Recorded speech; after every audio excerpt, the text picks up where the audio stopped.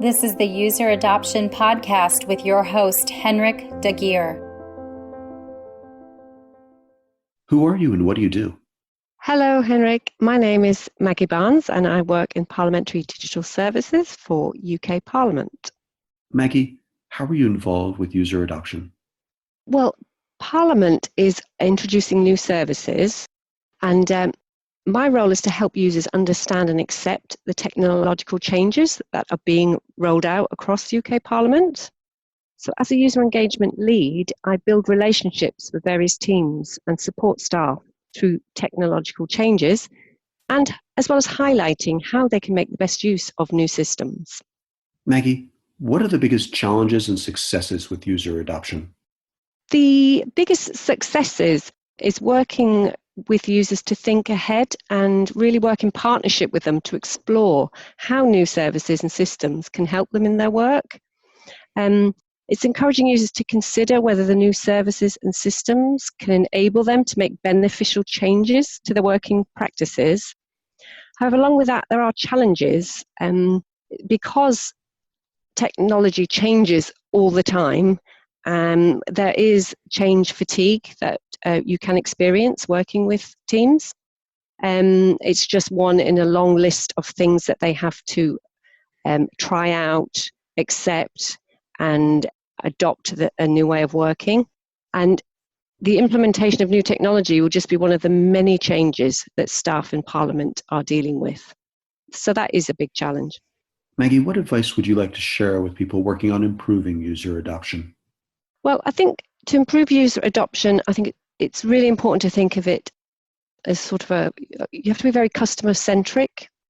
Building in-depth relationships is very important, but it's also important to have an in-depth knowledge of the designated area that people working. You have to understand how users work and what their specific needs are.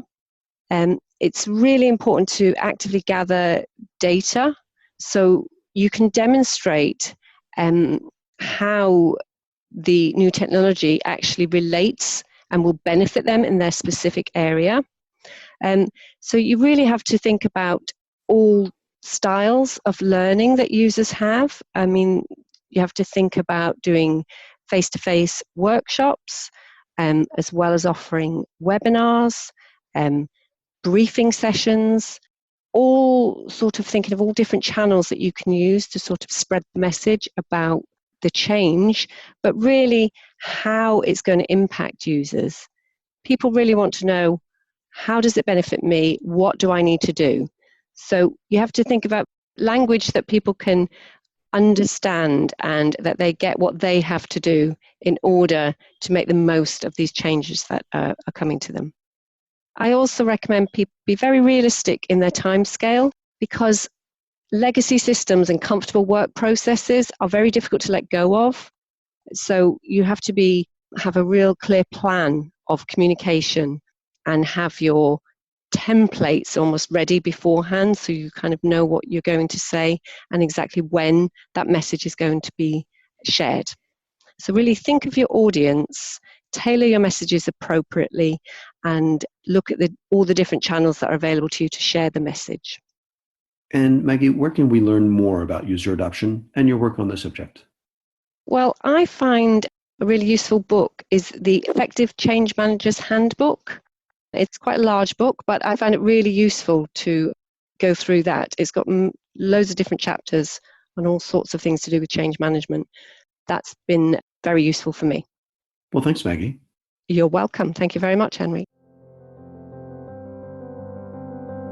For more on this, visit useradoptionpodcast.com. Don't forget to please subscribe, rate, and review. And for a book about this, check out useradoptionbook.com. Tune in next week for the next episode. Thanks for listening.